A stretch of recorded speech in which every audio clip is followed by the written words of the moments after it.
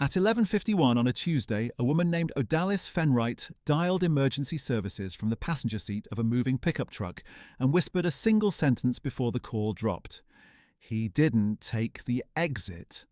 She was 31, a logistics coordinator returning from a 2-day supplier conference at a lodge near the state line.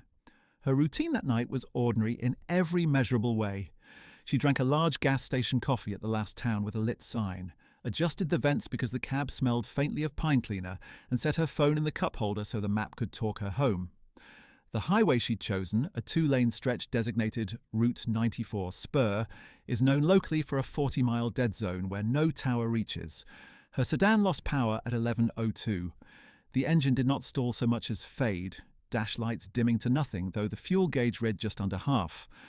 A tow company later inspected the vehicle and found the alternator belt intact, the battery holding a charge, and no fault code in the diagnostic port.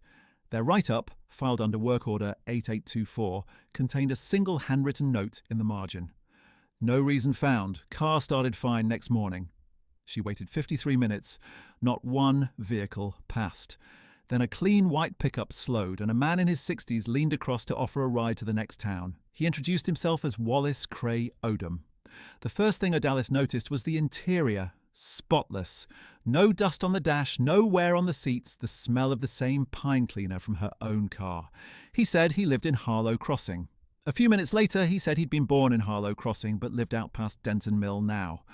When she mentioned she'd never heard of Denton Mill, he said people had stopped calling it that around the time the paper plant closed. She checked her phone. The paper plant in that county closed 41 years ago. He asked whether anyone was expecting her. She said yes. He asked what time. She said soon. He asked whether they knew which road she'd taken, whether she'd told them the exact route, whether anyone would notice if she came in on a different highway. He asked this 3 separate ways over 11 miles. She tried the door handle without looking. It did not move. The child safety lock indicator on the interior panel glowed a dull amber. The exit for the next town, marked by a green sign reading Vero Falls, passed on the right at 11:44. The truck did not slow. Cray Odom kept talking about the weather, which was 62 degrees and dry. At 11:56, headlights appeared behind them and began to flash. A state trooper had clocked the truck at 79 in a 55 zone. According to the patrol log for Unit 12, Trooper Sabine Achterberg initiated the stop as routine speed enforcement, radioing the plate at 11:57. Cray Odom's behaviour shifted immediately. He did not sigh or curse. He went silent, then began reaching under his seat with his right hand while steering with his left. Odalis later described the movement as practiced, like he'd done it before and knew exactly where the thing was. As the truck slowed onto the gravel shoulder, she pulled the interior lock up by hand, something the child safety system does not prevent from the inside on that model, and opened the door before the wheels stopped turning.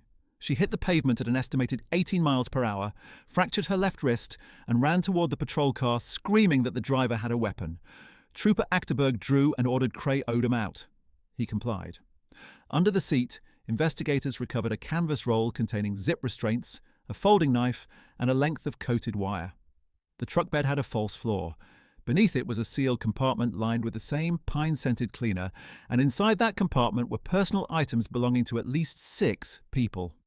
A driver's license, a child's shoe, a wedding band engraved with initials that matched no name in his records. The investigation connected Cray Odom to disappearances across 4 states spanning 19 years. He gave no statements. He answered every question with the same phrase. I go where the road empties out.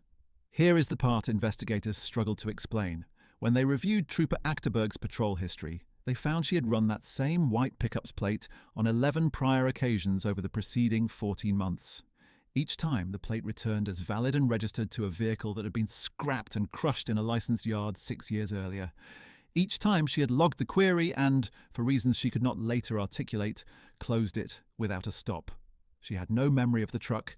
She had no memory of typing the plate. But the log entries were in her own login, time-stamped, 11 of them, always between 11 and midnight, always on that same dead stretch of 94 Spur.